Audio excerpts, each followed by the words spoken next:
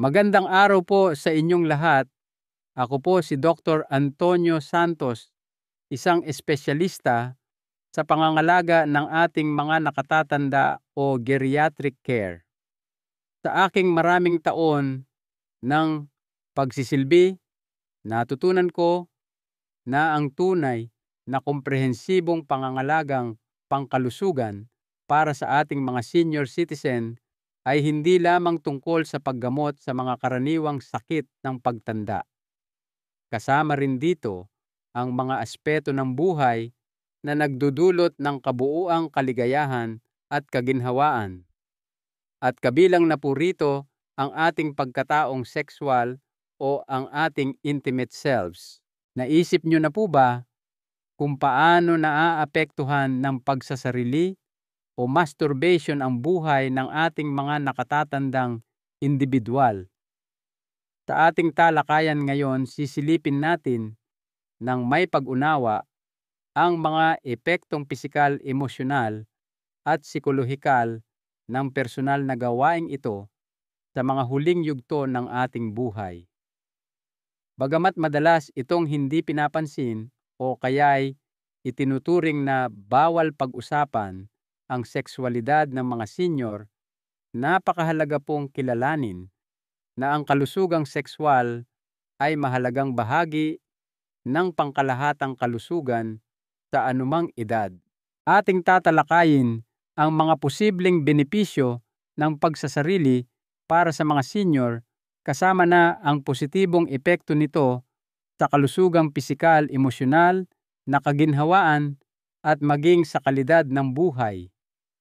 Mula sa pagpapabuti ng sirkulasyon ng dugo at tulog hanggang sa pagbabawas ng stress at pagtataguyod ng koneksyon sa sariling katawan, ang pagsasarili ay maaaring gumanap ng mahalagang papel sa pagpapanatili ng sigla at tiwala sa sarili sa ating pagtanda. Kasabay nito, wawasakin din natin ang mga karaniwang maling akala o myths tungkol sa kalusugang sexual ng mga senior para malinawan ang mga kalituhan. Bukod dito, tutugunan din natin ang ilang natatanging hamon na maaaring harapin ng mga nakatatanda sa pagpapanatili ng kanilang kalusugang sexual, tulad ng mga limitasyong pisikal, pagbabago sa antas ng hormones at ang papel ng kalusugang mental at emosyonal. Kaya't kung layunin nyo man na mapabuti ang inyong sariling kapakanan o suportahan ang isang mahal sa buhay sa kanilang paglalakbay tungo sa isang kasiyasiya at balanseng buhay, ang impormasyong ito ay naglalayong magbigay ng mahahalagang kaalaman at praktikal na payo. Samahan niyo po kami habang ating tinatahak ang mga aspetong ito ng pagtanda ng may kumpiyansa, bukas na isipan at mas malalim na pangunawa. Ang nakatagong kapangyarihan ng pansariling kasiyahan sa pagtanda. Habang tayo po ay tumatanda, lalong nagiging malinaw ang kahalagahan ng pagpapanatili ng ating pangkalahatang kagalingan, kapwa pisikal at emosyonal. Sa ating pagpasok sa mga huling yugto ng buhay, malalaking pagbabago ang nagaganap sa lahat ng dimensyon, pisikal, emosyonal at psikolohikal. Ang ating katawan ay natural na bumabagal, ang ating enerhiya ay maaaring maging mas limitado at ang ating mga emosyonal na pangangailangan ay maaaring magbago. Sa gitna ng mga pagbabagong ito, ang sexualidad ay madalas na nagiging isang paksa na binabaliwala, hindi nauunawaan o itinuturing na stigmatisado. Partikular ang pagsasarili sa mga nakatatanda ay minsan itinuturing na hindi kailangan o tinitingnan ng may hiya o pagkailang. Gayunpaman, kapag sinuring mabuti ang pribadong gawaing ito, ay may malalim na kabuluhan at nag-aalok ng mga benepisyong higit pa sa pisikal na kasiyahan. Ang sexualidad ay hindi po basta-basta nagtatapos sa pagtanda. Sa katunayan, ang pangangailangan para sa intimasya, pisikal na haplos at personal na koneksyon ay nagpapatuloy habang buhay. Ang pagsasarili ay nananatiling isang natural na pagpapahayag ng pagnanasang ito at para sa maraming senior, maaaring maging mahalagang paraan upang mapanatili ang koneksyon sa kanilang nagbabagong katawan. Sa halip na ito'y ikahiya o ituring na hindi angkop, maaari itong maging isang kilos ng pangangalaga sa sarili, autonomiya at dignidad. Ang paniwala na ang pagnanasang sexual ay humihina hanggang sa punto na ito'y hindi na mahalaga sa katandaan ay luma na at hindi tumpak. Bagamat ang dalas o tindi ng pagnanasa ay maaaring magbago, ang kakayahang makaramdam ng kasiyahan ay nananatili. Ang pagsasarili ay nagsisilbing paraan upang mapanatili ang koneksyong iyon sa pisikal, emosyonal at psikolohikal na aspeto. Sa aspetong pisyolohikal, ang pagsasarili ay nakakatulong sa pagpapabuti ng sirkulasyon ng dugo, pagpapanatili ng malusog na mga tissue sa pelvic area at pagsuporta sa natural na paggana ng mga organong sexual. Ang mga gawaing ito ay mahalaga sa pagpapanatili ng kalusugang sexual at maaaring mag-ambag sa mas mabuting kalidad ng buhay. Ang regular na estimulasyon ay sumusuporta sa kalusugan ng mga ugat na kritikal sa pagpapanatili ng erectile function sa mga kalalakihan at lubrikasyon ng ari sa kababaihan. Pinapalakas din nito ang mga kalamnan sa pelvic floor na mahalaga para sa pagkontrol sa pag-ihi at pangkalahatang mobilidad. Mula sa pananaw ng mga hormone, ang sexual na aktibidad kabilang ang pansariling kasiyahan ay nag-uudyok sa paglabas ng endorphins at iba pang feel-good na kemikal tulad ng dopamine at oxytocin. Ang mga hormone na ito ay kilala sa pagpapataas ng mood, pagbabawas ng pagkabalisa at pagtataguyod ng relaxation. Sa mga nakatatanda na maaaring makaranas ng mas mataas na antas ng stress dahil sa paghina ng katawan, kalungkutan o malalang sakit, ang natural na hormonal boost na ito ay maaaring partikular na makatulong. Bukod dito, ang pagsasarili ay maaaring mapabuti ang kalidad ng tulog na mahalaga para sa pagpapanumbalik ng enerhiya, linaw ng isip at emosyonal na katatagan. Para sa mga senior na nahihirapan sa insomnia o putol-putol na tulog, ang pagsasarili bago matulog ay maaaring magresulta sa mas mahimbing na pamamahinga. Higit pa sa mga benepisyong pisyolohikal nito, ang pagsasarili ay may malalim na emosyonal na kabuluhan para sa mga nakatatanda.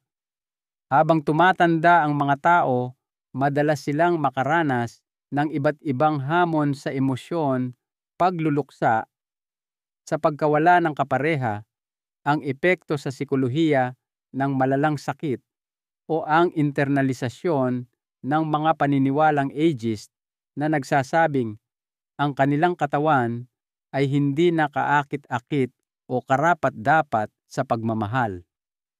Sa kontekstong ito, ang pagsasarili ay nag-aalok ng higit pa sa panandaliang ginhawa. Nagbibigay ito ng makapangyarihang paraan ng pagpapatibay sa sarili. Ito ay paraan ng pagsasabing, mahalaga pa rin ang aking katawan. Kaya ko pa ring makaramdam, masiyahan at mahalin ang aking sarili.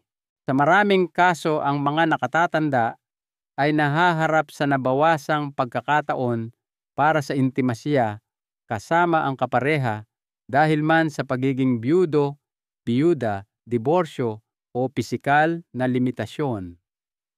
Sa mga sitwasyong ito, ang pagsasarili ay nagiging paraan upang mapanatili ang sexual na identidad at makaranas ng kasiyahan nang hindi nangangailangan ng kapareha.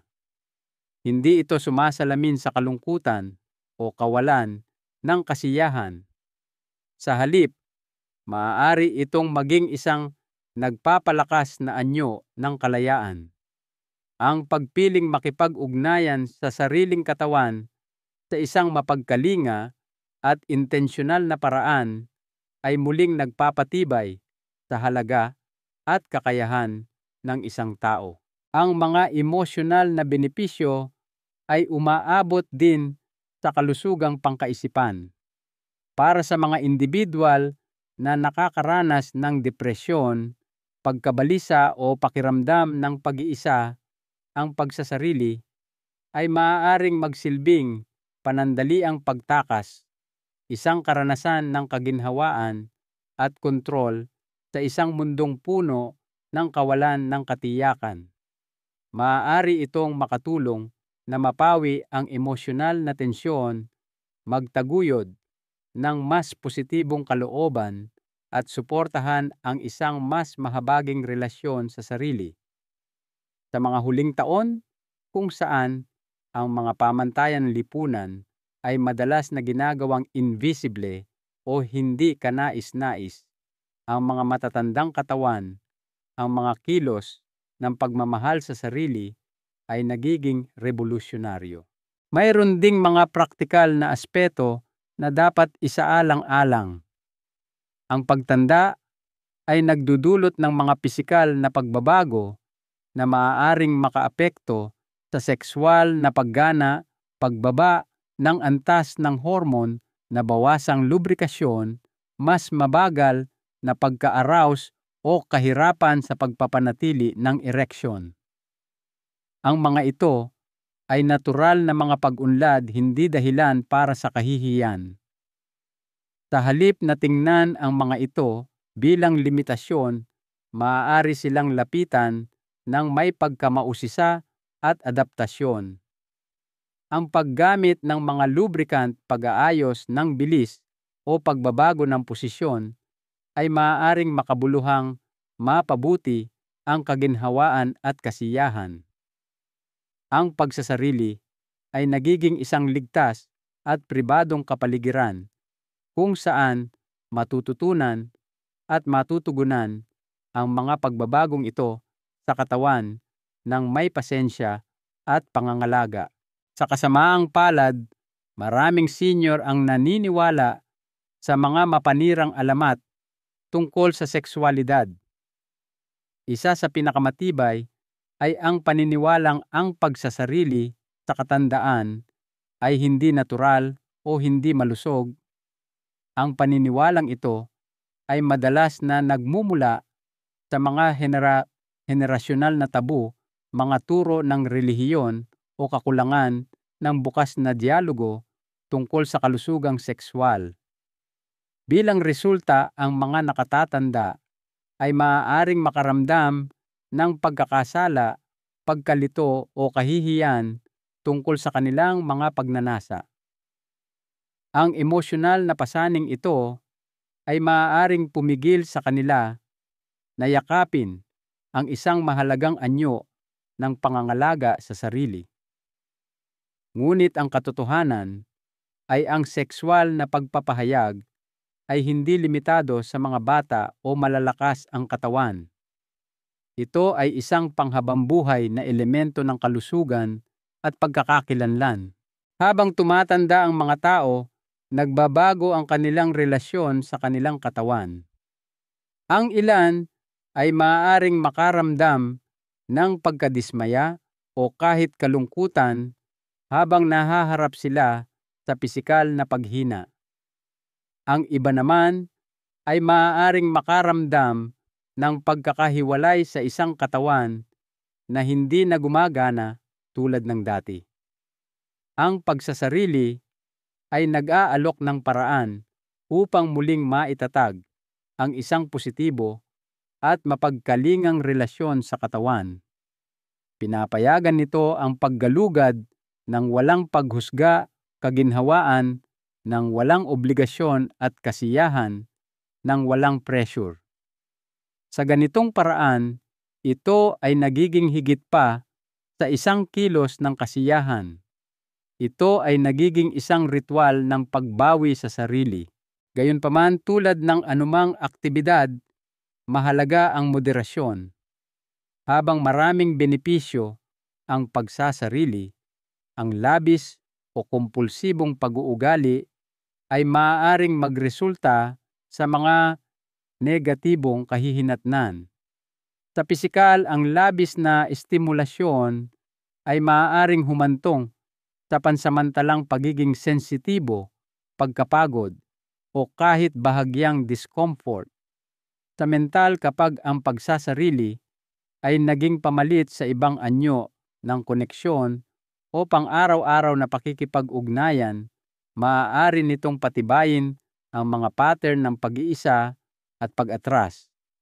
Ang ilang individual ay maaaring magsimulang umasa dito hindi lamang para sa kasiyahan, kundi bilang isang mekanismo sa pagkaya sa emosyonal na sakit, kalungkutan o pagkabagot. Ito ay nagiging partikular na nakakabahala kapag pinapalitan nito ang makabuluhang pakikipag-ugnayan sa iba. Ang mga tao ay likas na sosyal at ang koneksyon ay isang kritikal na elemento ng kalusugang emosyonal at kognitibo. Ang pagsasarili ay dapat magpahusay sa koneksyon sa sarili, hindi bawasan ang motibasyon na kumonekta sa iba. Ang isang balanseng pamumuhay na kinabibilangan ng pisikal na aktibidad, pakikipag-ugnayang sosyal, intelektual na estimulasyon at emosyonal na suporta ay mahalaga para sa malusog na pagtanda. Kapag ang pagsasarili ay naging pangunahin o tanging anyo ng intimasya o emosyonal na kaginhawaan, maaaring ito ay senyales ng mas malalim na emosyonal o psikolohikal na pangangailangan na nararapat bigyan ng pansin. Bukod dito, ang psikolohikal na epekto ng labis na pansariling kasiyahan ay maaaring magsama ng pagkakasala o emosyonal na pagkabalisa, lalo na para sa mga pinalaki sa konserbatibo o relihiyosong mga sambahayan. Ang mga individual na ito ay maaaring makipagbaka sa internalisadong kahihiyan kahit na ang kanilang mga aksyon ay ganap na natural at malusog. Sa ganitong mga kaso, ang paghingi ng suporta sa pamamagitan ng therapy o counseling ay maaaring makatulong na maunawaan ang mga paniniwalang ito at mapalago ang isang mas mahabaging relasyon sa sariling sexualidad. Ang isang therapist ay maaaring gabayan ang mga individual sa paggalugad ng kanilang mga halaga, pagtugon sa mga emosyonal na sugat, at paghahanap ng mas malusog na paraan para sa kanilang mga pagnanasa.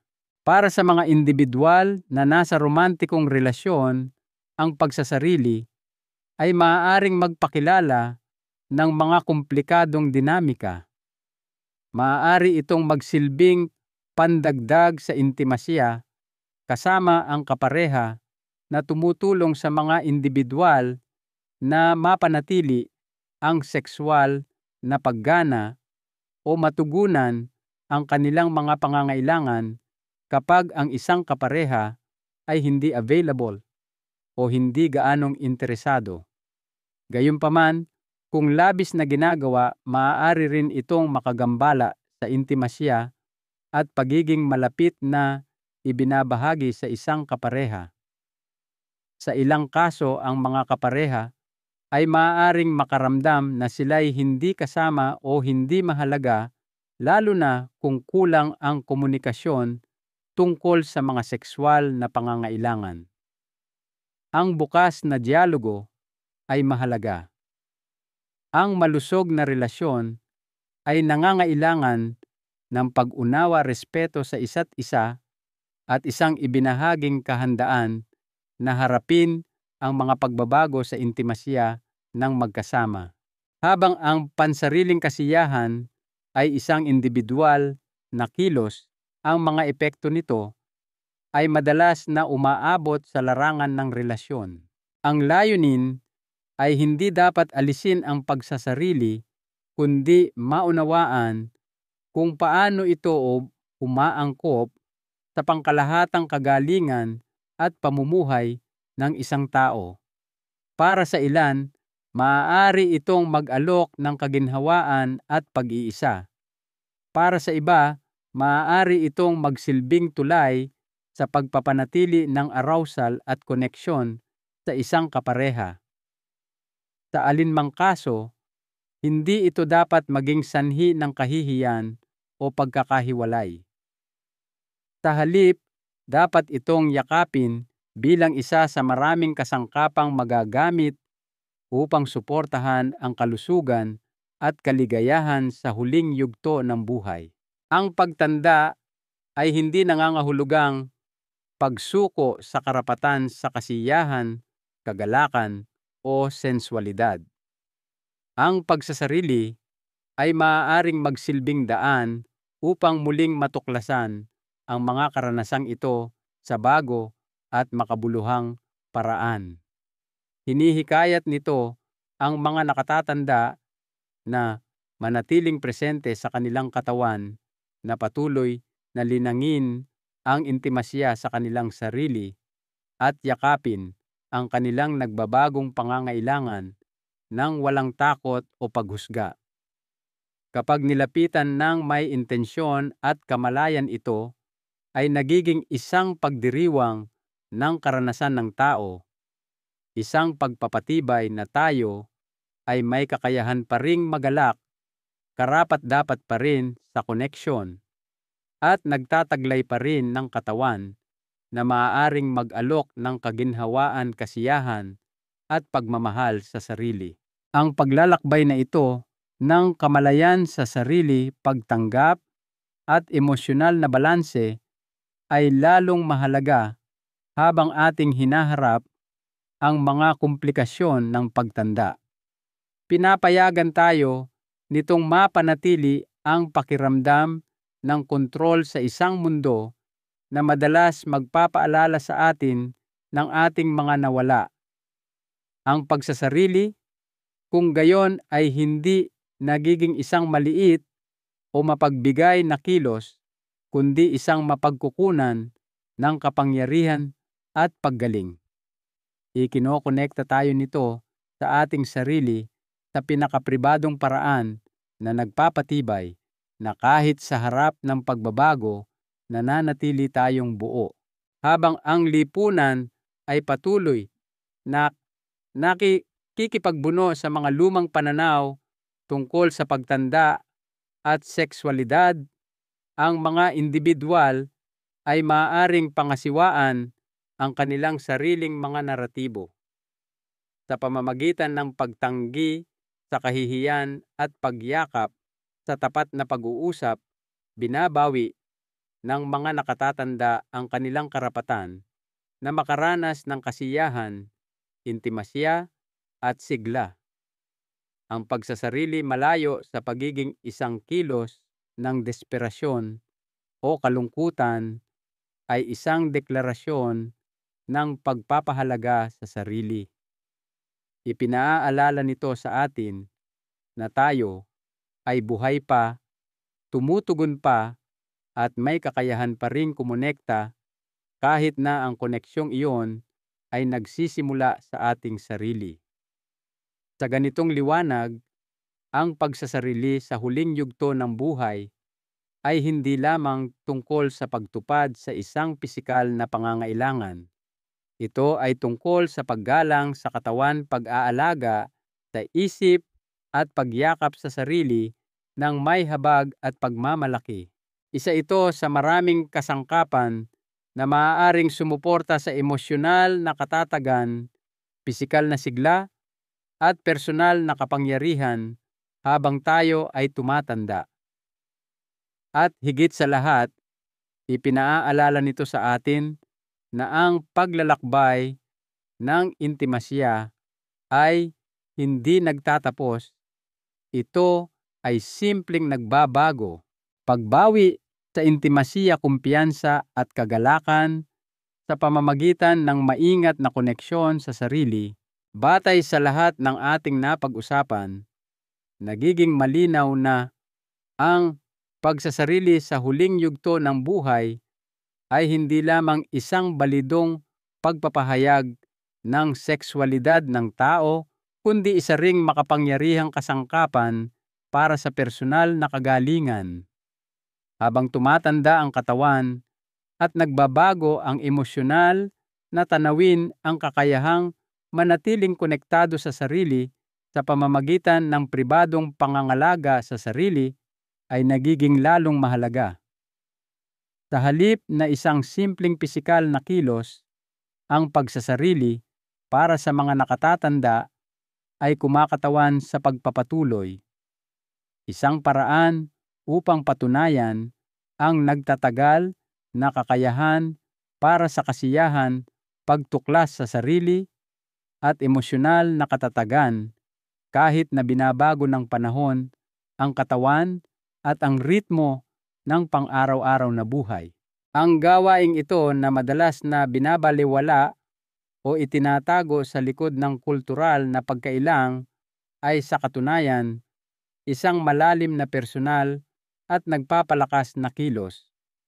Sinasalamin nito ang isang may kamalayang pagpili na manatiling nakikipag-ugnayan sa katawan, alagaan ang mga pangangailangan nito, at kilalanin na ang pagnanasa at intimasya ay hindi nakalaan para sa mga kabataan lamang, kundi nananatiling mahahalagang aspeto ng buhay sa bawat yugto. Sa kontekstong ito, ang pagsasarili ay hindi tungkol sa pagpapakasasa o pagtakas.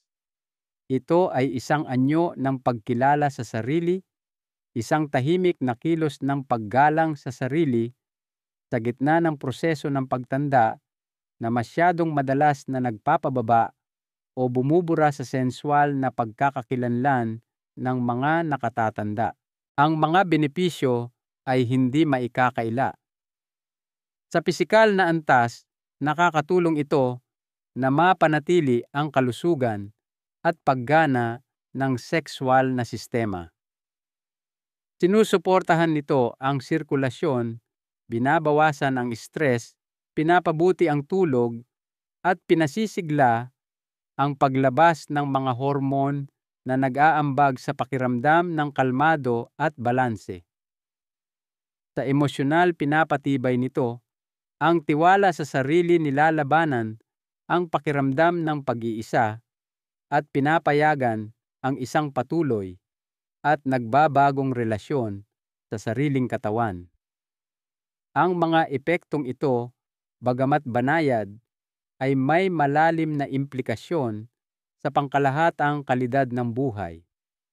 Sa panahon kung kailan maraming senior ang nahaharap sa pisikal na limitasyon o emosyonal na hamon, ang pansariling kasiyahan ay nag-aalok ng isang pambihirang espasyo ng autonomiya at kagalakan na pag-aari lamang ng individual. Gayunpaman, kasama ng mga benepisyong ito, ang mahalagang paalala na mahalaga ang moderasyon. Kapag ang pagsasarili ay naging labis o ginamit bilang tanging paraan ng kaginhawaan at koneksyon, maaari itong humantong sa emosyonal na pag-atras o pagpapabaya sa iba pang mahahalagang aspeto ng kagalingan. Walang aktibidad na umiiral ng hiwalay sa mas malawak na konteksto ng buhay. Ang yaman ng pagtanda ay hindi lamang matatagpuan sa mga personal na ritual, kundi pati na rin sa mga ibinahaging karanasan sa pag-aalaga ng mga relasyon, pananatiling pisikal na aktibo at pakikipag-ugnayan sa mental at sosyal na paraan sa mundo. Ang pagsasarili ay dapat magpahusay, hindi pumalit sa mga mahahalagang koneksyong ito ng tao. Ang potensyal para sa mga negatibong epekto ay lumilitaw kapag ang kilos ay hinubaran ng kamalayan o balanse. Kung ito ay magiging isang nakagawiang tugon sa emosyonal na discomfort, pagkabagot o pagkakahiwalay, maaari nitong simulang patibayin ang mga mismong estado na iyon. Tulad ng anumang ugali, kapag itinutulak ng kompulsyon o pag-iwas, maaari itong makasira sa halip na makapanumbalik. Kaya mahalaga ang pagiging maingat mindfulness. Ang pansariling kasiyahan ay dapat pinipili, hindi tinatakasan. Dapat itong isang may kamalayang pagpapahayag ng pangangalaga at respeto sa katawan, hindi isang pamalit sa mas malalim na anyo ng intimasya o pakikipag-ugnayan sa buhay. Para sa mga nasa relasyon, ang balanseng ito ay nagiging mas maselan. Ang bukas na komunikasyon, pag-unawa sa isa't isa, at respeto sa nagbabagong pangangailangan ng bawat isa ay susi. Ang pagsasarili ay maaaring umiral kasabay ng intimasya kasama ang kapareha bilang isang anyo ng individual na paggalugad at pagpapagaan ng stress. Ngunit, kung hindi hayagang kinikilala o nauunawaan, maaari rin itong lumikha ng emosyonal na distansya. Ang mga relasyon sa katandaan ay madalas na yumayaman sa pamamagitan ng ibinahaging kahinaan at nagbabagong pagpapahayag ng pag-ibig.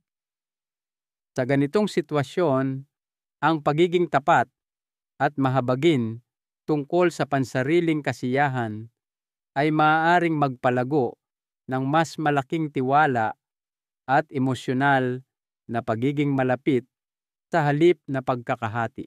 Habang tayo ay sumusulong sa mga katotohanan ng pagtanda, nagiging mas mahalaga kailanman na iwaksi ang kahihiyan at katahimikan na matagal nang bumabalot sa sexualidad sa huling yugto ng buhay. Walang hindi natural o hindi naaangkop sa mga nakatatandang naghahangad na mapanatili ang isang relasyon sa kanilang sariling katawan. Sa katunayan, ito ay isang senyales ng sigla at emosyonal na kapanahunan. Ang sexualidad ay walang petsa ng pag-expire. Ito ay nagbabago, umaangkop at nagkakaroon ng bagong kahulugan sa paglipas ng panahon, ngunit hindi ito kailanman ganap na nawawala. Ang kakayahang makaranas ng kasiyahan, igalang ang pagnanasa at makaramdam ng koneksyon sa sarili ay nananatiling isang pangunahing karapatan ng tao. Isa na dapat igalang, alagaan at ipagdiwang.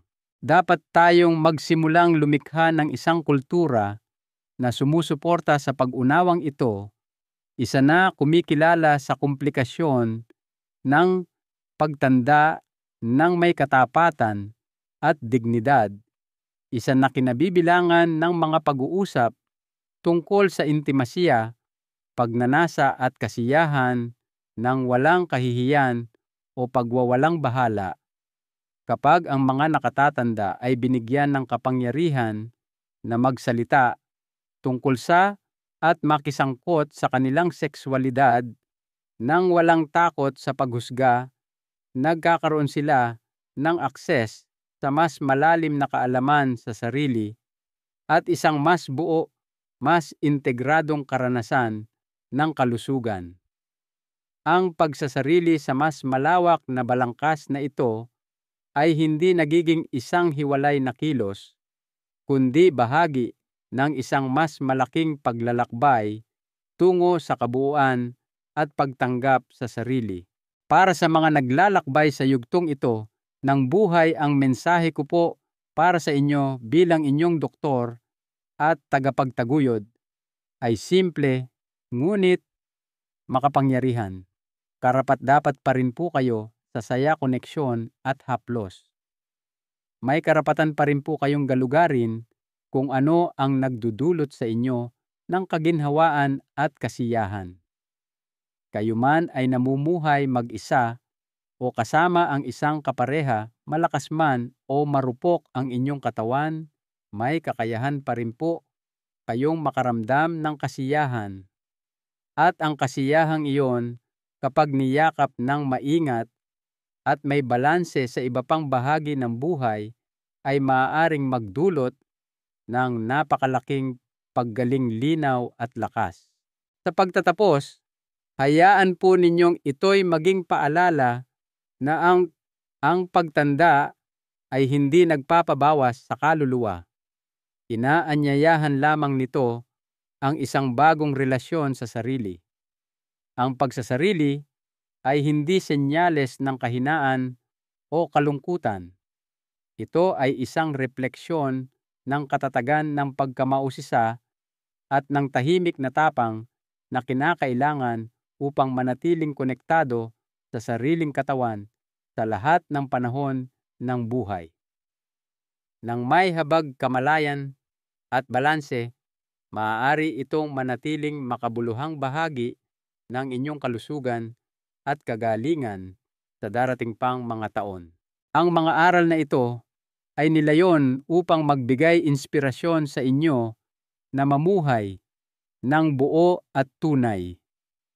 Isang mahalagang aral sa buhay na aking natutunan kapwa sa personal at profesional na larangan ay ang pagyakap sa lahat ng aspeto ng ating pagkatao, kabilang ang ating sexualidad, ng may katapatan at habag sa sarili, ay susi sa isang masigla at kasiyasyang buhay anuman ang ating edad. Ito'y tungkol sa paggalang sa buong sarili. Ngayon, nais ko pong marinig mula sa inyo. Maglaan po kayo ng sandali para pagnilayan at ibahagi sa comments sa ibaba ang isang bagay na inyong natutunan o nakapagbigay katiyakan mula sa ating talakayan ngayon. Suportahan po natin ang isa't isa sa paglalakbay na ito tungo sa pagyakap sa mga katotohanan ito. Kung nakatulong po sa inyo ang impormasyong ito, mangyari po lamang na bigyan ito ng like, ibahagi sa mga kamag-anak o kaibigan na maaaring makinabang.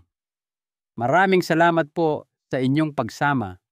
Hangad ko ang inyong pamumuhay ayon sa inyong sariling kagustuhan ng may kalusugan at dignidad.